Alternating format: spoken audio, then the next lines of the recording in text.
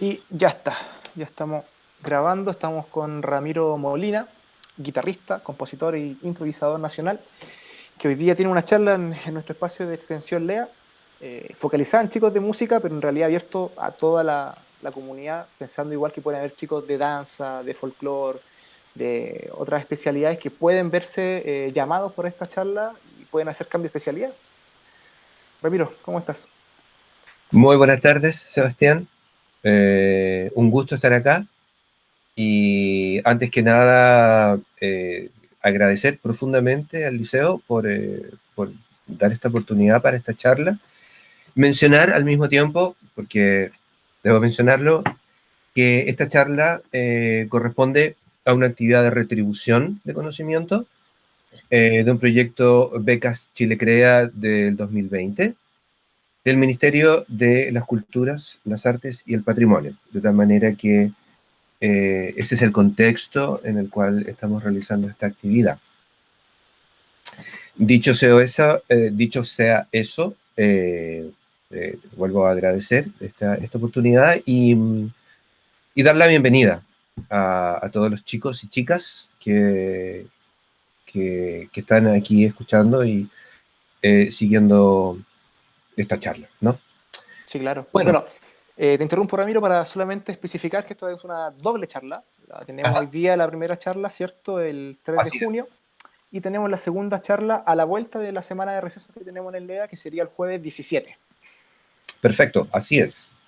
Todo Así esto en el marco, como tú dices, de retribución, que son ventanitas que se abren para que gente como tú, que tiene la oportunidad de ir a charlas, a seminarios, a profundizar sus conocimientos, pueda hacer esta bajada exactamente. a chicos que están recién comenzando, que obviamente tienen mucho más difíciles esas puertas que tú pudiste tener, así que muchas gracias a ti. Tú me diste muchas veces la gracia. Nosotros te agradecemos a ti por darnos este espacio de cultura que se le puede abrir a los chicos. Maravilloso, maravilloso. Eh, Bien, entonces podríamos sumergirnos ya Sí, vamos. directamente. Y bueno, qué sé yo, Sebastián ya hizo las presentaciones del caso.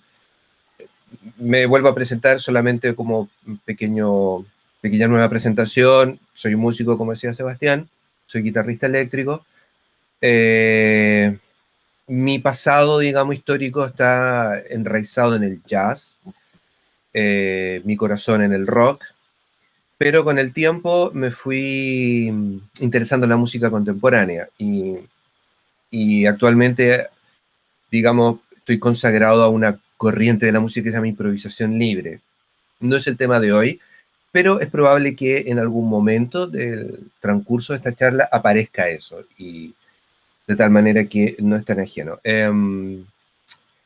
Bien, entonces voy a empezar por compartir la pantalla para ir viendo unas diapositivas en un eh, PowerPoint que tengo preparado. Entonces ahí deberíamos tener apareciendo algo. Sí, ya lo estamos viendo, Ramiro. Perfecto. Y ahora vamos a hacerlo completo. Perfecto. Ahí deberíamos estar. Entonces, bueno, la primera diapositiva que tenemos es justamente el título. Pero antes de abordar los contenidos en concreto, hablemos de por qué estoy abordando, por qué el título, digamos, y a qué se refiere el título. En algún momento debe haber aparecido música contemporánea del siglo XX o música contemporánea, siglo XX. Yo decidí a finales decir música del siglo XX porque me parece que el siglo XX es un poco más complejo en términos del arte, de la música en particular, que solo hablar de la música contemporánea. ¿Y por qué digo solo hablar de la música contemporánea? Porque la música contemporánea, las dos palabras con mayúscula, ya son parte como de una especie de marca registrada, por así decirlo. Es decir, que aluden a una cierta específica estética, a una cierta específica, por así decirlo, escuela, que a esta altura es una tradición. Entonces, digamos que la música contemporánea es parte de lo que ocurrió en el siglo XX. Una parte importante, hay que decirlo, pero no lo único. Y lo que vamos a ver en esta charla no solamente voy a hablar de esa específica área que es la música contemporánea, sino de otras músicas también, y al mismo tiempo las relaciones que se producen entre ellas. Por eso el título de un poco más abierto de decir música del siglo XX. Así que esa sería como el primer aclaración, concepto, idea, ¿no? Que nos va a guiar. Cuando nosotros decimos música del siglo XX, estamos de alguna manera impelidos, si no obligados, a entender lo que sucedió a esta altura. Y digo sucede porque muchas de las cosas que ocurrieron en el siglo XX aún no logramos digerirlas. Pero mucho de lo que sucedió en el siglo XX no se puede analizar, no se puede entender, si no es diversificando el análisis, sino entendiéndola desde múltiples facetas o múltiples aspectos. Por eso yo distinguí aquí tres cuestiones fundamentales. Uno, los aspectos sociales históricos que llevaron a la música del siglo XX a ser lo que fue. Los aspectos artísticos, que nos competen un poco más directamente, y en este caso, porque bueno, porque soy músico y estoy hablando desde esa trinchera, por así decirlo, los musicales, los aspectos musicales. Hay que decir que, si bien es cierto, todo análisis musical, todo análisis de obra artística, habría siempre de tener una contraparte en su cuestión social histórica. Por alguna razón, a mí me parece que eso social histórico está muy relacionado en el siglo XX con el devenir del arte y de la música en particular. Porque hay que decirlo, fue un siglo particularmente movido, agitado. Y hay una imbricación, una relación muy, muy directa entre eso que sucedió. Lo que vamos a ver a continuación son menciones. Por supuesto, no es una clase de ciencias sociales ni de historia, pero vamos a configurar un poco qué aspectos son los que se relacionan o tuvieron que ver con este devenir. Podemos ver que hay relaciones de los estamentos sociales. Fue un siglo que fue muy profundamente nutrido en eso, en cómo se reconfiguró esas relaciones a partir de las ideas del siglo XIX, cómo fueron las relaciones que se quebraron en los siglos anteriores y que hicieron de alguna manera crisis o nata hacia finales del siglo XIX y principios del siglo XX. Estamos hablando de todas las corrientes marxistas, de todas las corrientes del capitalismo, de todas las corrientes que tuvieron que ver con esa correlación entre la sociedad y los estamentos sociales, que llevó, por supuesto, a una reconfiguración geopolítica en Europa, en Estados Unidos, en América entera, en todo el continente americano, y en las relaciones con los otros continentes. No vamos a enumerar todas las guerras que ocurrieron, pero entender que también está el concepto de la guerra total. Es decir, ya no son las guerras, si podemos decir que hay una guerra por honor del siglo XIX, en que estaban los profesionales de la guerra que elegían un territorio para enfrentarse. Ahora la guerra es en todos lados, y eso hoy en día más que nunca lo podemos ver. Son cosas que se remojaron, de alguna manera, entre el siglo XVIII y el siglo XX. La extracción en masa, que hoy en día es un tema, parte de lo que es el capitalismo integral. La relatividad del sujeto-objeto como cuestión de conocimiento, como cuestión cognitiva, como enfrento al mundo, como sujeto se desdibuja esta relación tan estricta que había antes del racionalismo entre los sujetos, el sujeto y el objeto observado. Esa cuestión empieza a caer en una crisis. Entonces, digamos que hay un cambio de paradigma bien importante que incide precisamente en la creación artística, en cómo los artistas ven el mundo y cómo crean eso que se llama de construcción de subjetividad. Pasemos a qué cosas podemos enumerar con lo artístico. Bueno, tenemos algunos puntos, quizás si no todos, algunos que me parecieron interesantes, como el abandono de la figuración en las artes visuales. Eso es, un, es una bomba atómica, digamos, en las artes plásticas, porque hay un camino, una puerta, una dirección que se abre, después de lo cual el arte visual no dejó de ser, o sea, dejó de ser el que era, no volvió a ser el mismo. Por cierto, ahí tenemos un montón de corrientes, que no nos vamos a fatigar ahora enumerando, el cubismo, el fauvismo, qué sé yo, el impresionismo mismo, que abrió también todo un espectro. Por lo tanto, hay una vía hacia la abstracción muy interesante en el siglo XX, que es una racionalización del arte desde una abstracción, no desde el periodo clásico. La extenuación de los formatos tradicionales. Claro, efectivamente, el arte se ve desbordado por toda esta realidad y dice, bueno, estos formatos tradicionales que yo ocupaba, no me hacen sentido frente a la realidad que me rodea. Entonces está ese trabajo de los límites, de las estructuras, que cada disciplina ha ido formando durante siglos. Y parte del trabajo que se hace en el siglo XX es justamente tocar esos límites, intentar difuminarlos, trascenderlos, no sé si transgredir, porque transgredir suena un poco como a lucha, y siempre a mí me ha parecido que hay siempre una concatenación de transformación. Pero bueno, también podemos decir transgredir, si nos gusta la palabra.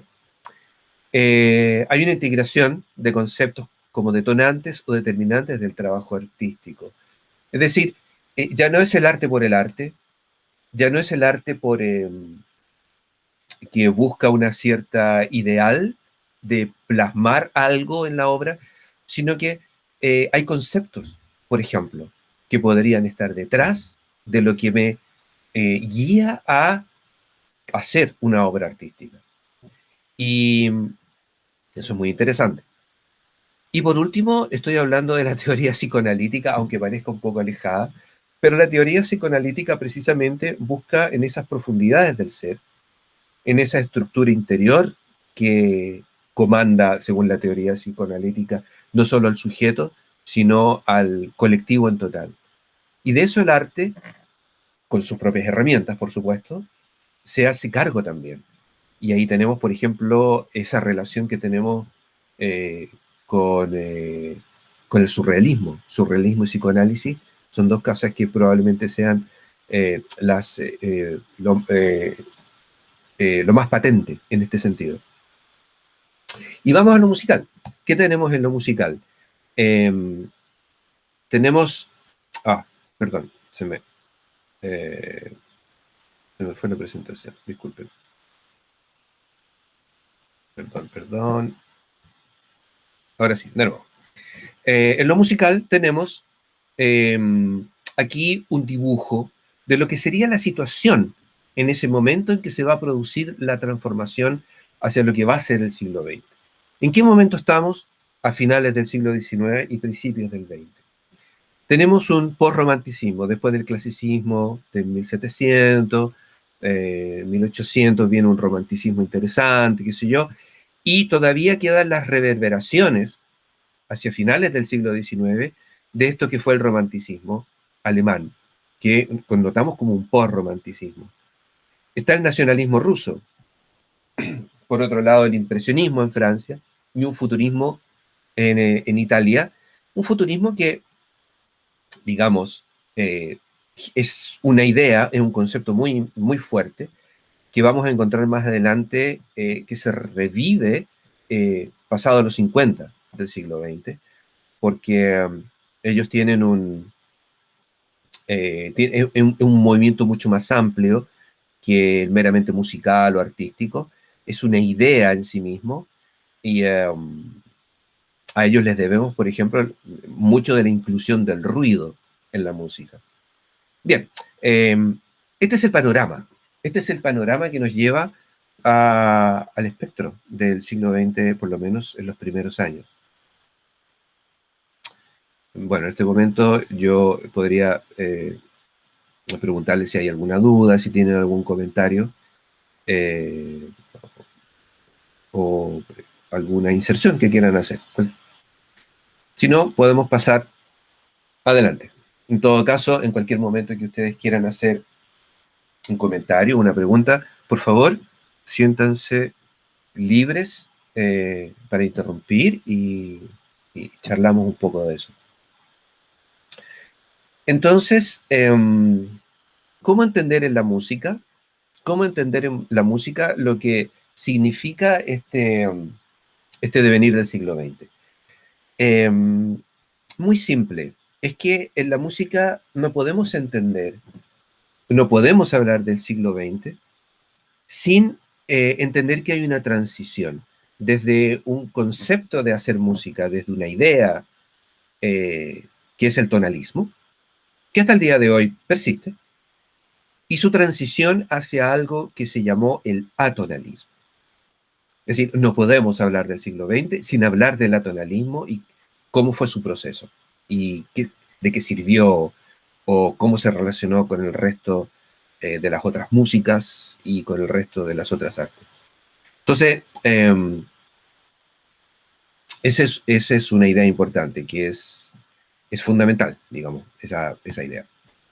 Entonces, entendamos primero qué es el tonalismo, o recordemos qué es el tonalismo, antes de abordar el atonalismo. Veamos si estamos seguros de entender en su completitud. Vamos a decir que el tonalismo voy a usar el pasado, voy a usar el pretérito, porque yo sé que algunos pueden escandalizarse, pero el tonalismo de alguna manera murió, digamos. Y lo que vivimos hoy son las reverberaciones, algo así como una estrella que se convierte en enana blanca, digamos, que explota y después, por siglos, después su explosión llega a otros planetas. Bueno, qué sé yo, no sé si es exacta mi analogía, pero hay algo de ello. El tonalismo es un sistema, básicamente.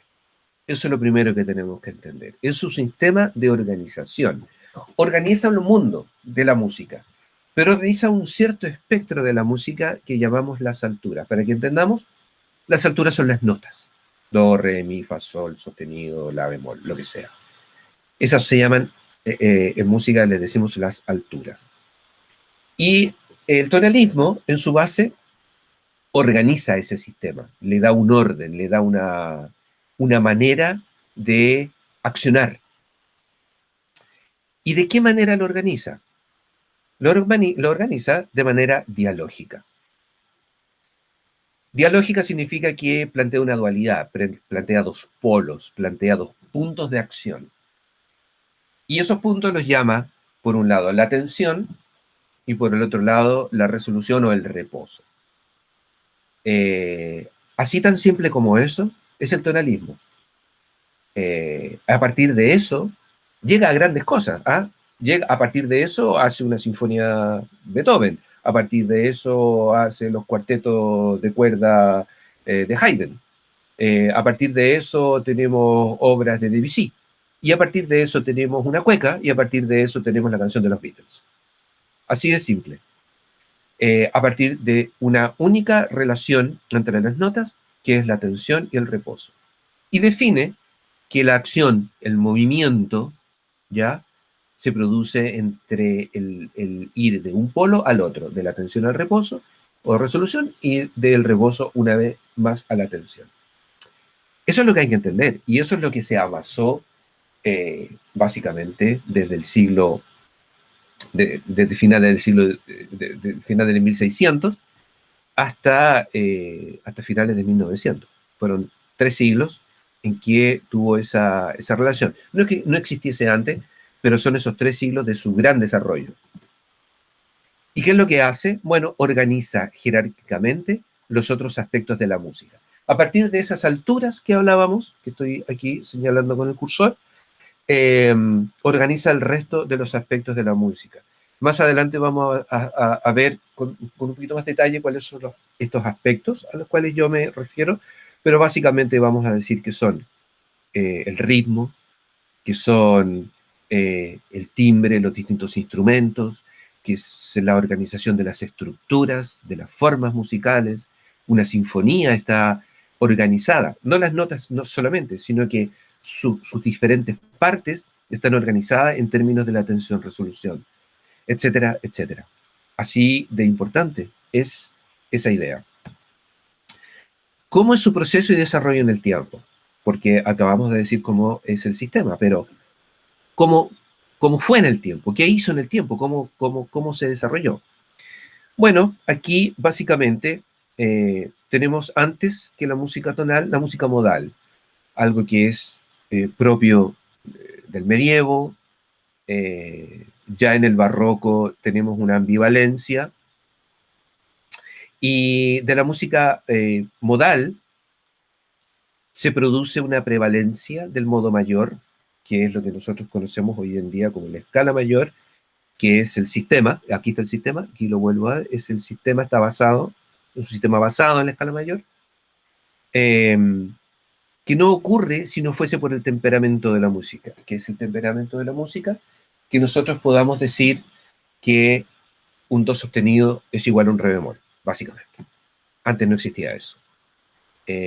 Había una afinación de las notas que era distinta de la que nosotros conocemos. Entonces, sin entrar en detalle, básicamente nosotros escuchando la música del barroco, del medievo, según sus afinaciones, hoy día nos parecería que es desafinado, y viceversa. Cuando apareció el temperamento de la música, los músicos de ese entonces consideraron que era una cabeza de pescado, digamos, que era sumamente feo lo que estaban escuchando, que era horrible, digamos. Bueno, hoy en día ya estamos acostumbrados a eso, lo cual nos lleva a otra idea, digamos, que la música es toda una puesta de acuerdo, digamos, de referencias. No hay nada fijo ahí. Pero gracias a esta idea del temperamento de la música es que se produce la posibilidad del desarrollo del tonalismo. Por sus bases, digamos, estructurales. A partir de eso tenemos una organización del sistema que se llama sistema mayor-menor. El sistema de la música tonal tiene ese nombre, sistema mayor-menor, porque está basado en una escala mayor y en una escala, varias escalas menores que actúan como dualmente. Y esto permite un desarrollo armónico y estructural. En este desarrollo armónico y estructural es a lo que nosotros nos referimos todo el siglo XVII, todo el siglo XVIII y el siglo XIX. Cuando hablamos de estructural, es que eso permitió preocuparse, por ejemplo, con cosas como la forma. Entonces estableció formas sobre las cuales los músicos trabajaban. ¿Qué es lo que hizo con todo esto que estableció, con todas estas ideas? Expansión. Expandió este sistema, lo expandió hasta sus límites. Hay que decir que, por mucho que quizás ustedes ya hayan conocido en sus clases de música una cantidad de reglas que rigen a la música, una cantidad de estamentos, de ideas que hay que seguir, el sistema tonal es bastante flexible. Permite en su seno un montón de transformaciones, una cantidad bastante importante. Y eso es lo que permitió efectivamente una expansión de su propio sistema, del sistema. ¿Y hasta dónde expandió sus límites? Hasta un momento en que se disolvió. Fue tanta su expansión, es tanto de lo que podía abarcar, que llegó al punto de la disolución de sí misma y su natural transformación. Y eso es lo que ocurrió hacia finales del siglo XIX, con Wagner, por ejemplo, con Debussy, con el impresionismo, que están al borde, muchos teóricos de la música hablan de que ellos están al borde de lo que fue el atonalismo que vino unos años más tarde. Por ahí dicen estos teóricos de la música que Wagner minó el puente y Debussy encendió la mecha. Bueno, es una idea, digamos, que ellos plantean. Entonces, aquí llamamos nosotros el atonalismo. Bueno, ahí abajo me quedó, me quedó las audiciones propuestas. Aquí llamamos el atonalismo. El atonalismo juega con la abolición de esta jerarquía de la cual nosotros hablábamos. Esta jerarquía habla sobre el hecho de la dualidad, de la tensión-resolución. Cuando nosotros hablamos de tensión-resolución, nosotros estamos hablando de una jerarquía de las notas, de los acordes, etc. Esa jerarquía, el atonalismo dice que en la medida que se expandió, ya no es necesaria. Ya en el seno de su expansión estaba desjerarquizando ese sistema. Por lo tanto, desjerarquiza el sistema dialógico tonal. Y dice, ya que los desjerarquizo, entonces yo tengo ahora los 12 sonidos a mi disposición. De una manera completamente igual. Digamos así, hay una especie de democracia real entre las notas, por así decirlo. Habría una especie de democracia radical. No hay una nota que tenga una jerarquía por sobre otra en un sistema dado. Así básicamente. Entonces yo tengo 12 sonidos a mi disposición. Son las 12 notas. Y establece ciertos principios de acción. Por ejemplo, efectivamente, como estamos escapando, por así decirlo, del tonalismo, no vamos a utilizar resoluciones y todo lo que tenga que ver con ese sistema de resoluciones. Vamos a evitar las dominantes tónicas, que es como el caballito de batalla, ¿no? Del sistema tonal. La relación de una dominante, que es la tensión, a la tónica, que es el reposo. Por lo tanto, los saltos de cuarta justa en las notas y las cadencias que tengan que ver con ello. Una precaución con los saltos de quinta, que son parecidos a los de cuarta, entonces hay una tónica quinta, y el tritono, que siempre nos está llamando, según el tonalismo, a la resolución del tritono. Hay que tener cuidado con eso. Derivaciones posteriores es que, ya que tenemos las 12 notas y que no queremos hacer todas estas cosas, como las resoluciones, ¿cómo podemos organizar? ¿Cómo podemos organizar estos 12 sonidos de otra manera que no sea el tonalismo? Entonces, el atonalismo nos dice, bueno, podemos utilizar, por ejemplo, grupos de notas, que llama series de notas. Series de 5, series de 7, de 8, y las voy a articular, voy a crear melodías, por ejemplo, en términos de que no haya resoluciones, de que no haya estos intervalos. Estoy diciendo, digamos, globalmente hablando, ¿no? Esto es un poquito más, hay que ir un poquito más complejamente, un poco más específicamente, hablar cómo funciona esto, pero en su base es utilizar series de notas que no realicen resoluciones, o sea, que no suene tonal. Rápidamente llegamos a, por lo tanto, utilizar 12 series. Al principio el tonalismo no necesariamente usaba 12, todas las notas. Podías usar una serie específica de notas y, digamos, jugar con ellas, revolverte en ellas. Pero también rápidamente llega a las 12 notas y ocupa procedimientos que son muy propios del atonalismo, no solamente del atonalismo, de la música anterior también. Bach usaba mucho esto también. La inversión, la retrogradación de una serie de notas, la inversión en retrogradación, la inversión de la retrogradación y transposiciones. Bueno, esto da una serie de estudios muy, muy exquisitos, ¿ya?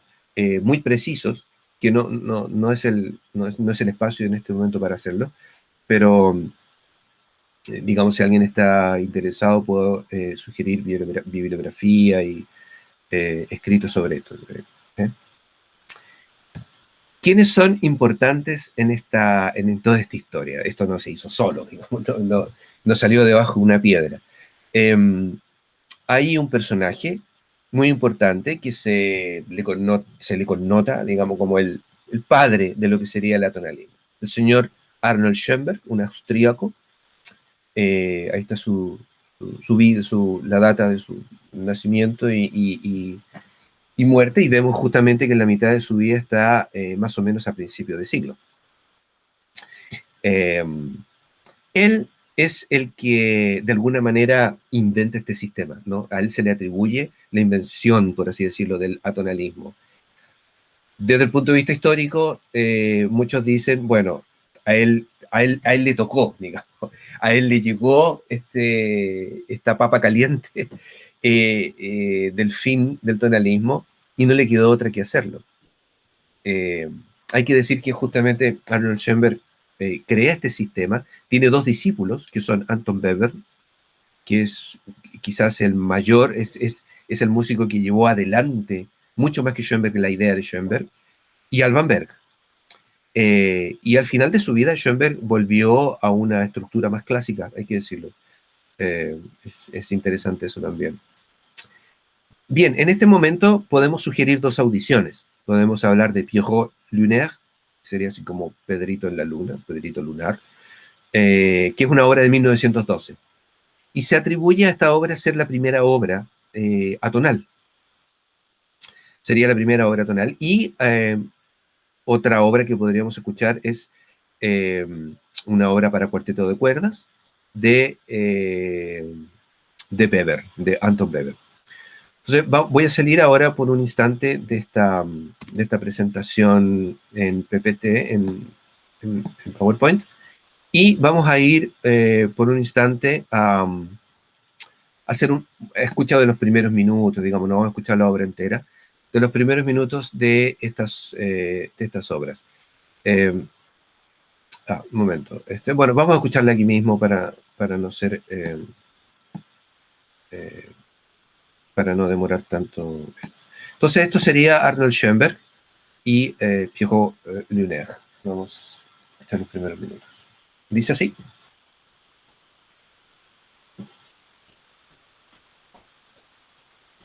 Die Wein mit Augen trägt, ist nachts der Mond im Wind. Deine Springflügel spielen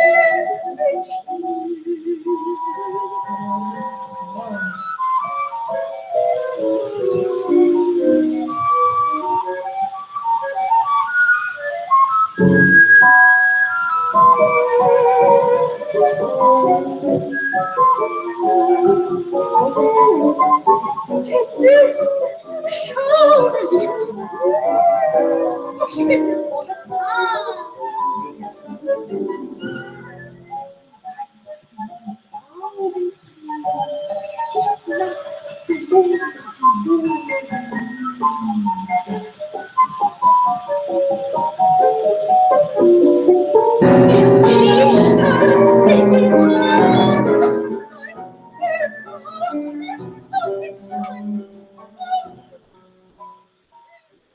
Bien, vamos a dejarlo hasta ahí, esta audición.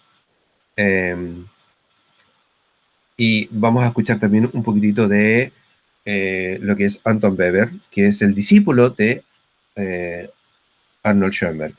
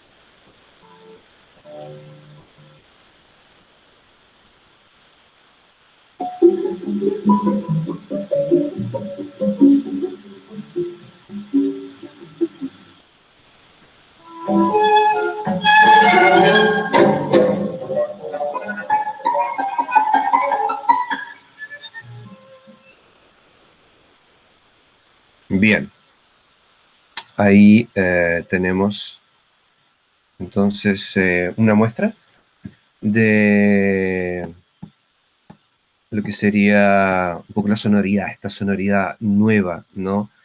Que aparece.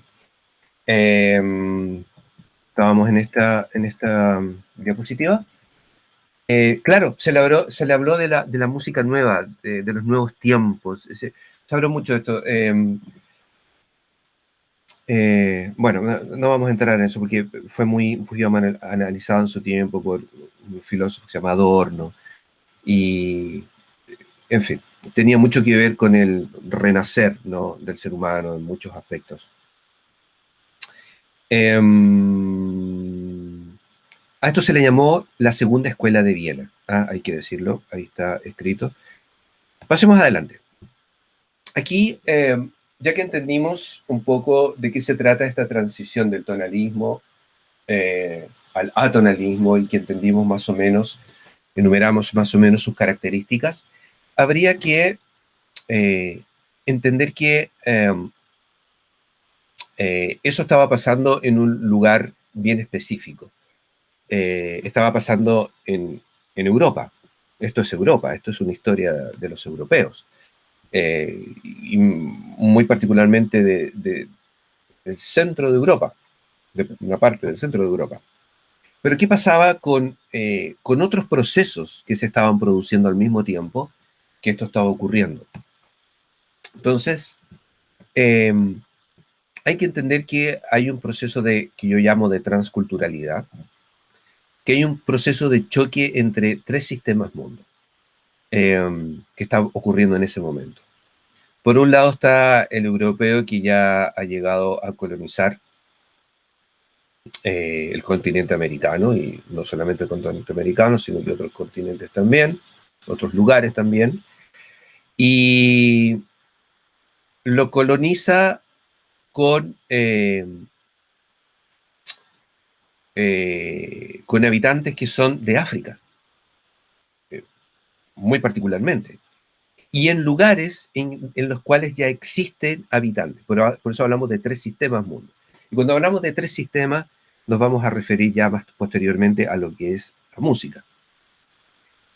Por lo tanto, nos vamos a encontrar con herencias de tradiciones musicales que se empiezan a intersectar. Y aquí más o menos los podemos enumerar. Tenemos la cultura occidental mesoeuropea, porque hay que decirlo, gran parte de lo que Europa se llama Europa es una historia de Francia, con Alemania, con Italia, España, los ingleses, y el resto de Europa está un poco en los linderos. Y la historia la cuentan ellos, digámoslo claramente. Luego está la África negra, que es trasplantada a un terreno habitado por terceros, que es lo que ocurrió, por ejemplo, en Estados Unidos, muy particularmente porque quizás es lo más pomposo, pero ocurrió en Brasil y ocurrió en todo nuestro continente suramericano también y centroamericano. Existió eso. Y hay un proceso de colonización por violencia directa. Es decir, acá tenemos tres agentes. Los europeos, la África negra, que trae su cultura, y las personas que estaban acá ya, que son colonizados, digamos, los habitantes de este continente americano. Entonces, por eso hablamos de una transculturalidad, porque esto va a tener una importancia en lo que va a ser la significación del arte y la significación de lo que va a ocurrir en el siglo XX. ¿Qué es lo que va a dar como, por ejemplo, qué son las expresiones que va a producir esto en Estados Unidos, por ejemplo, que es como lo más, muchas veces lo que más sale, digamos, como a la vista, ¿no? Por un sistema mediático. Tenemos en ese tiempo los world songs, que están a finales de 1900, principio de 1900, finales de 1800. Tenemos el canto espiritual, el gospel, el blues, el ragtime y el Dixieland, que ya es parte de lo que es el primer jazz. El blues que da posteriormente origen al rock, el ragtime, mucho de la música blues y pop, en fin. Como ejemplo, estos son ejemplos, por eso hay un gran etcétera. está la tradición de la música docta mesoeuropea, más sus canciones medievales que traen, porque no solamente vinieron con el legado de la música docta que se llama, ¿no? Sino que venía el pueblo europeo, ¿ya? De hecho, lo primero que llegó no fue la música docta, sino que las canciones que traían, qué sé yo, los mercantes, los marinos, lo- los, los primeros europeos que llegaron a América. Y hay una influencia de la música árabe, hay que decirlo, poco se dice, pero es muy importante y que viene fundamentalmente de España. Am, y sí, hay hay una gran influencia ahí, una cosa importante. Los sistemas de las culturas habitantes del continente americano modulan las diversas expresiones alienígenas que arriban. Vamos a aclarar un poco a qué se refiere esto. Con esto hablamos justamente del proceso de colonización. Los colonizados tienen una estructura. No es una estructura homogénea porque son muchos pueblos los que hay en ese momento. Estamos hablando del 1500, cuando se produce la gran expansión del europeo acá. Y eh, cada una de estas culturas tiene sus maneras de tener estas expresiones que nosotros llamamos arte. Ellos no necesariamente tienen este concepto, ni tampoco el concepto de música necesariamente. El concepto de arte y el concepto de música son dos conceptos europeos, digamos de plano. Y hoy día los vemos como universales, pero no lo son. Entonces, estos sistemas que ellos tienen, les llega toda esta influencia europea, les llega esta influencia de la África negra y lo modulan porque lo resignifican, lo toman y dicen, bueno, pero ¿qué yo hago con esto? ¿Cómo lo rechazo? Pero si no lo rechazo, ¿cómo lo hago yo a mi manera? Y decimos que la modulan porque ese es el proceso, que después de que viene todo este legado, toda esta cantidad de información, después de que yo lo modulo sale otra cosa. Y son expresiones que vienen de un mundo alienígena.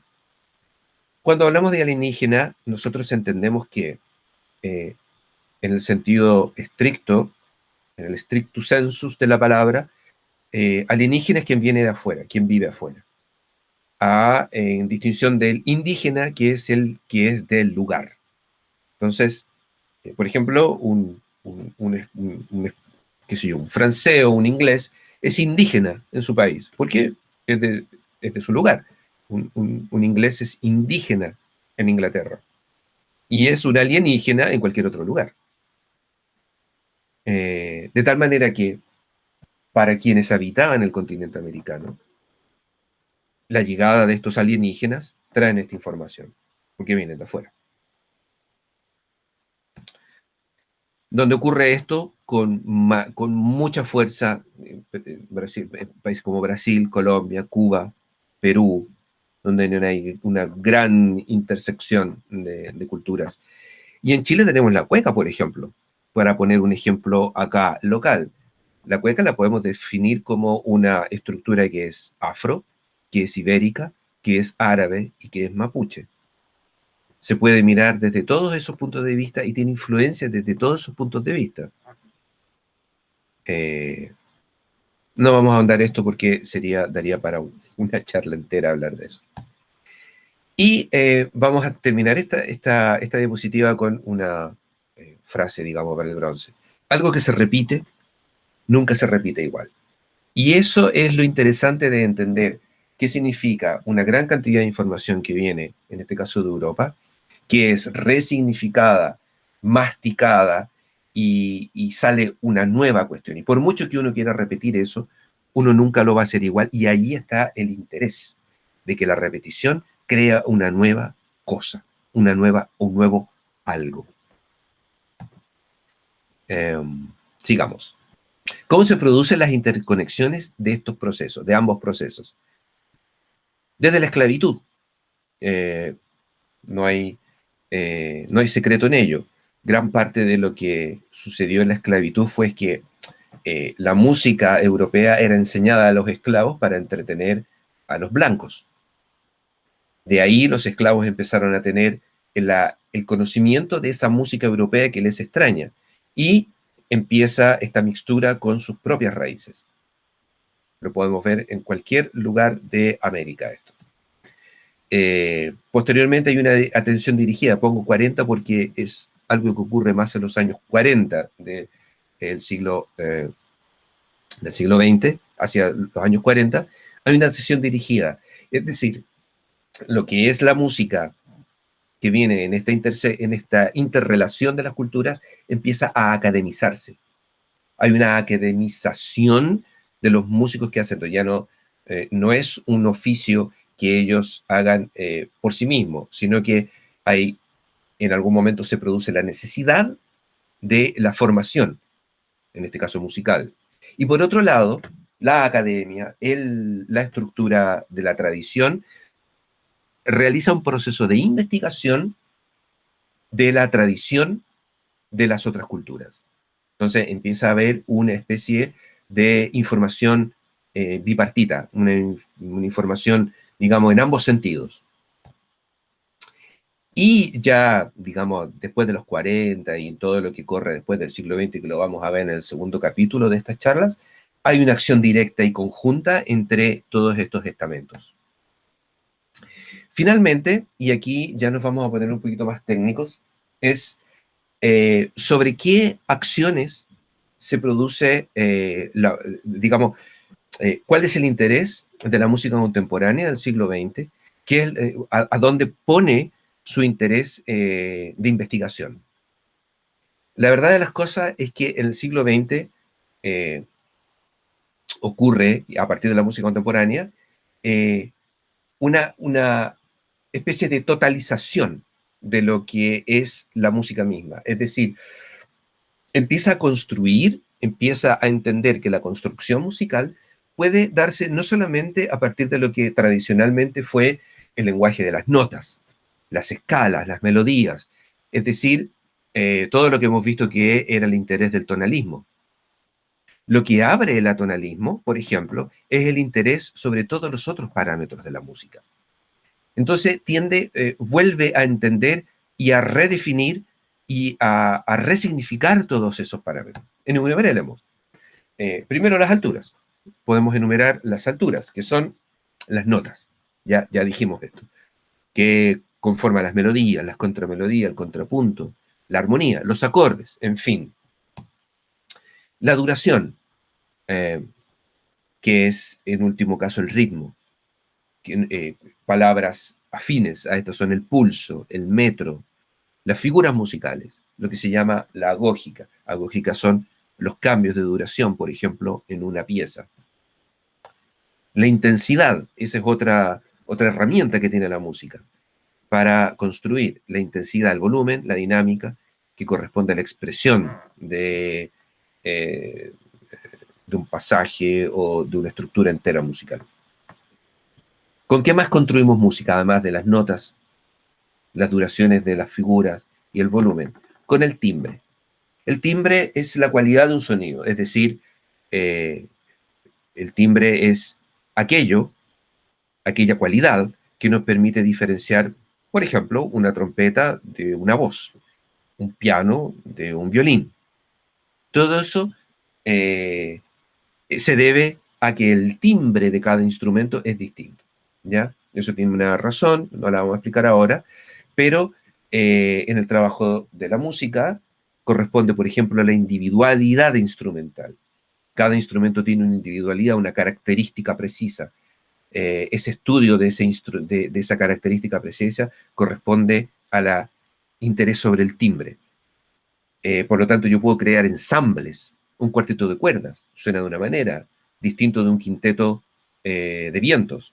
Un trío de cañas. Un trío de cañas son un oboe, un clarinete y un fagot. En fin, da lo que corresponde a los formatos musicales. El formato más amplio que conocemos es la orquesta sinfónica. Y el formato más pequeño es una obra para un solista, un instrumento solista. Bueno, John Cage quizás diría el silencio. Pero bueno, eso es motivo de lo que es del 50, después de los 50. Y hay un quinto, hasta aquí los cuatro son los cuatro tradicionales parámetros. Hay un quinto parámetro que es la espacialidad, que es una preocupación efectivamente del siglo XX, de la música contemporánea, que es el contexto del lugar. Cómo suena algo, cómo suena un instrumento, cómo suena un ensamble en un específico lugar, el espacio físico. Nos referimos a una sala, a una pieza, al aire libre, a una sala de concierto, en fin. Por lo tanto, entiendo que el sonido tiene una direccionalidad porque se mueve de una cierta manera dependiendo de dónde está. Se mueve el sonido. Y por lo tanto yo lo recibo de una cierta manera o de otra manera.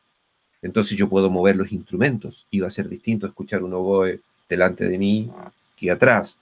Es distinto si el oboe está en un escenario fijo y yo frontalmente lo estoy escuchando, así yo me muevo o el instrumentista se mueve. Todo empieza, ese nuevo parámetro empieza a ser parte de las preocupaciones de un tema, digamos, para la música contemporánea, para el siglo XX. Y hay otros aspectos de construcción musical que aparecen, como por ejemplo, todo esto me cambia la estructura de cómo yo voy a organizar una obra. Entonces aparecen las estructuras que son fijas, como lo que siempre supimos, como lo que entendemos históricamente, pero hay pueden haber estructuras variables, que no son siempre iguales cada vez que se hace la música. Eso, de alguna manera, es nuevo, es bastante nuevo, digamos, y es algo que trae a colación el siglo XX y la música contemporánea. No solamente la música contemporánea, porque si nosotros pensamos en el jazz y que hay un tema que es fijo, que es una melodía que además puede ser interpretada de múltiples maneras, con mucha flexibilidad, y que al interior hay una serie de improvisaciones, probablemente ustedes conocen, han escuchado algo de jazz alguna vez, el jazz se caracteriza por ser una música fundamentalmente en la cual hay una improvisación sobre las estructuras. Podemos entender que esa improvisación no siempre va a ser igual, por lo tanto, podemos concebir que hay una obra variable. Por ejemplo, en un solo de una pieza de rock, de cualquier grupo, pueden haber solos fijos, pero pueden haber solos que el instrumentista lo hace en el momento. Eso es una obra variable. Hay una relatividad de la escritura, entonces, ¿cómo escribo yo todas estas cosas? ¿Cómo puedo yo plasmar en gráfica todas estas ideas? Entonces, la escritura vuelve a ser algo que en la música contemporánea vuelve a replantearse. El cómo. ¿Cuál es la escritura para esto? Se deja, por ejemplo, no se escribe solamente en pentagrama en la música contemporánea, se escribe con gráficos, hay a veces precisiones, ciertas indicaciones escritas que corresponden a la partitura. Entonces ya solamente el pentagrama no es lo único que se utiliza. Hay una relación entre el compositor y el instrumentista que antes no existía. Hasta el siglo XIX el compositor escribe una obra, da lo mismo que lo interpreta, porque el papel lo dice todo, y luego está el instrumentista, que es un oficiante que es capaz de reproducir lo que está en el papel. En el siglo XX eso se quiebra muy interesantemente, porque un compositor va al instrumentista y se nutre de lo que él hace. Y el instrumentista interviene en el proceso de la composición, puesto que aduce a ciertas maneras de tocar el instrumento que el compositor recoge. Cuando no, el compositor deja derechamente a que el instrumentista tenga grados de libertad en la composición. Y correlación con otros conceptos extramusicales, es decir, en la música del siglo XX tenemos muchas ideas que son detonantes, son bases para construir una pieza musical y sin la cual muchas veces no podemos entender la completitud de una obra, si no hacemos esa relación. Algunos desarrollos y corrientes entre 1900 y 1950. Entonces, en la música de tradición docta europea vamos a tener el atonalismo libre, que fue la primera parte, el dodecafonismo, cuando se empiezan a realizar todas las 12 notas, El serialismo, que ya vimos anteriormente, que es el uso de series. Esto se expande, al igual que el tonalismo tuvo un momento de expansión, y ocurre el serialismo integral, hacia 1940, 50. Y luego, después de los 50, hay otros principios de organización tonal que podemos mencionar ya más adelante, en la segunda parte de la charla, el segundo capítulo. En otras músicas tenemos el blues como como estilo y estructura, un estilo, pero también una estructura bien, bien particular, la del blues, que tiene una cantidad de compases, una cantidad de acordes, una manera de relacionar eso. Y está el estilo que es más bien se llama rhythm and blues, o soul sería el estilo por el cual en realidad conocemos el blues. El jazz y toda su evolución, que hasta los años 50 logramos percibir como el bebop. Antes ya habíamos mencionado el Dixie, el swing, el bebop. El rock y sus derivaciones, y lo que se llama la canción varieté, que es hoy en día lo que nosotros podemos entender como la música mediática, los cantantes, qué sé yo, no sé, por decir, qué sé yo, Julio Iglesias, qué sé yo, y todo ese tipo de acción musical bastante mediática, que lleva por nombre la variété, digamos, una catalogación francesa, digamos, que abarca todo eso. Me parece que es bastante bien ese concepto. Luego hay expresiones musicales locales en el continente americano que van modulando, por cierto, todo esto, porque todo esto que estaba anteriormente llega a todo el continente americano. Hay que decir que el continente americano también es parte de lo que ocurre, es el jazz, evolución, y su evolución, el blues, qué sé yo, pero la canción varieté también es bastante europea, y en todo el continente americano todo esto tiene sus propias expresiones que van modulando todo esto. ¿Cómo? Con un proceso de apropiación y resignificación de todas estas diversas corrientes. Esto es lo que tenemos entre 1900 y 1950, digamos, a grandes rasgos. Bueno, con eso hemos terminado básicamente como sobrevuelo sobre lo que sería el siglo XX y sus múltiples facetas. Por supuesto, siempre todo es más complejo de lo que uno lo dice, y al mismo tiempo se puede entender más simple de lo que uno se complica. Entonces ahora sería interesante tener preguntas. Sí, Ramiro, muchas gracias por la charla.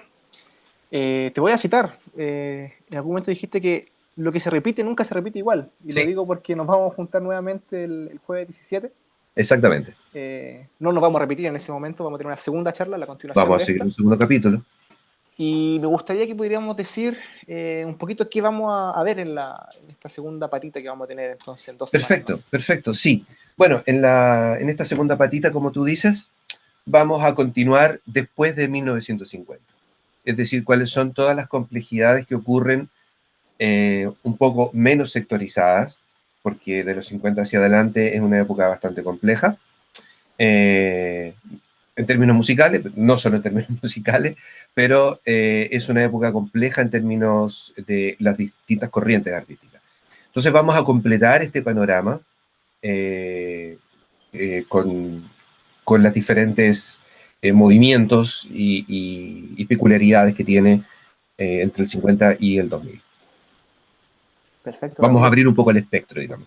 Y a modo personal te quería hacer una pregunta de lo que hoy día expusiste, que me Por llamó supuesto. mucho la atención lo que escuchamos de Arnold Schoenberg y Sí. Anton Weber, ¿cierto? ¿Pronuncio correctamente o Sí, cumplo por parece que es Beben, pero dale.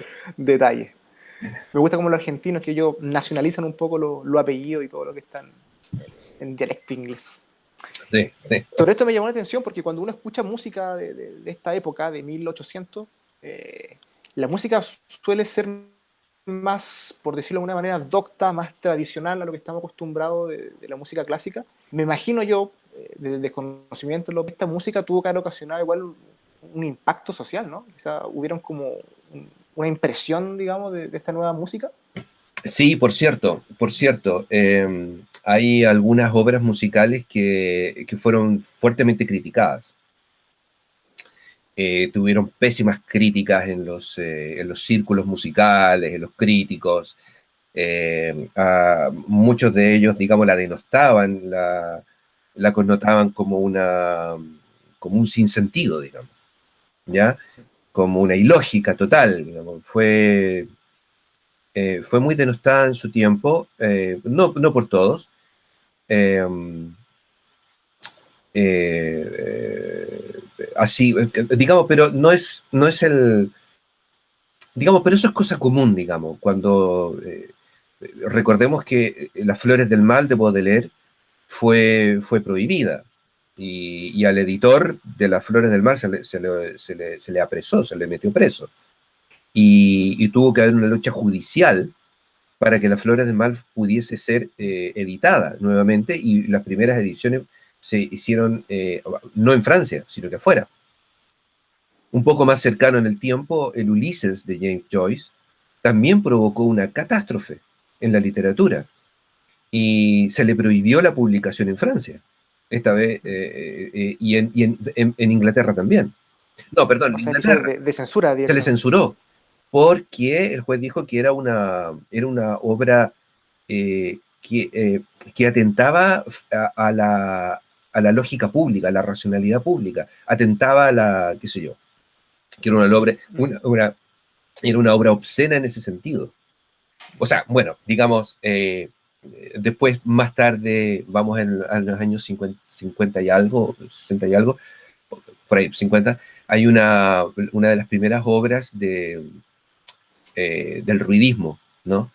Que se la llama, que es como de Pierre Schaeffer, que es como el padre de la música concreta. Y él hace su primera obra grabando trenes. Entonces junta las cintas y hace una primera obra que se llama Estudio de Trenes. Y va en una sala y presenta esta obra, que es la primera obra como en que no había instrumentistas, sino que había una grabación, tú la ponías con parlante y la gente escuchaba. Y la gente salió arrancando, porque escuchaba trenes. Y se volvió loca, ¿me entiendes? Y la crítica fue terrible porque lo dilapidaron al tipo.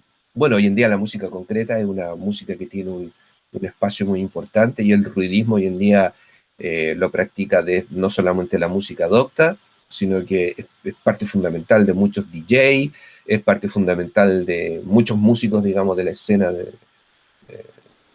la vanguardia, digamos. Bueno, en fin. O sea que, digamos, Y, siempre que hay una estructuración, una reorganización del material, siempre hay alguien que no va a estar de acuerdo. sí, sí, seguro. Y de hecho te quería conversar de eso, porque si uno hace el análisis de llevar esto mismo que estamos hablando hoy, que pasó hace 200 años atrás, y lo comparas, por ejemplo, con lo que pasó hace muy poco, del reggaetón o otros géneros musicales que de repente son criticados. Yo también recuerdo que hubieron países que quisieron en su momento prohibir el reggaetón, por lo mismo que tú me dices, por una falta a la moralidad que se debatía en su momento. Entonces, estos Bueno, como momentos igual del históricos, digamos, se van repitiendo. reggaetón quizás yo haría una excepción, ¿eh? Quizás ahí tocaste mi talón de Aquiles. Seguro. Pero es interesante esos debates porque finalmente Sí. todo cambio social, político, en su momento trae debate y cuando pasan después 200 años más y se ven en reversa, dicen, pero ¿cómo pueden haber pensado eso de Schoenberg? ¿Cómo pueden haber pensado eso del reggaetón? No, es que no es lo mismo, porque mira, Schoenberg o cualquiera de esas cosas que estamos hablando son herramientas que hacen una música más compleja, no Sí, seguro. necesariamente más complicada, pero hay una relación compleja con la música y que hace que quien la escucha abra su mente a una complejidad, no porque la entiendas, sino que por solamente el universo de escucharla, el hecho de escucharla abre tu sensación mental. Lo que es el reggaetón es lo contrario, es una simplificación a nivel, digamos, a, a un nivel de jibarización del Sí, sistema musical. de la banalidad quizás, ¿no? Sí, hay una jibarización de la estructura mental. Por lo tanto, cuando tú escuchas una obra que te produce relaciones mentales, te hace más sensible, te hace más inteligente. Inteligente en el sentido de que te conecta lugares abstractos de tu mente que tú no tenías conectados. Te hace más sensible porque te sensibiliza a algo y te abre tu aparato simbólico, que es lo más importante que tiene el arte. esa herramienta de ser un simbolismo. Yo no veo nada de eso el reggaetón. Yo veo todo lo contrario, una jibarización de la sensibilidad, una banalización de la estructura mental. En realidad, no. Creo que ahí hay una... Pero mira, reggaetones ha habido siempre. En toda la historia de la música siempre ha habido algo que ha sido así. Claro, Algo que ha sido como una banalización. como más llevado de la fiesta. No, porque recuerda que el swing era una música de fiestas, pero Sí, es una claro, música perdón. sumamente compleja. La música de carnaval también creo que podría entrar ¿Quién? en ese grupo. La música de carnaval, por ejemplo, que se La toca música de en el carnaval norte. y es una música sumamente compleja. La música Dixie es música para fiestas, para funerales, para bautizos, para cualquier cosa. Bueno, Ramiro, muchas gracias nuevamente No. por esta Bueno, charla. gracias a ti, Sebastián, por el espacio y nos encontramos en 2 semanas. Sí, por supuesto. Y bueno, nada más decir que esto va a quedar a merced de toda la gente, todos los estudiantes, toda la comunidad en LEA. Va a estar abierto a todo el público que quiera ver estas charlas. Vamos a estar subiendo todo el material de extensión LEA. Así que nada, invitar a la gente a nuestros estudiantes que forme parte de estas charlas para poder tener estas conversaciones directas con nuestros invitados. Muchas gracias a ti. Que tengas Ramiro, una buena tarde. igual tú. Nos vemos entonces 2 Chao, semanas más. chao. Cuídate. Chao. Tú también.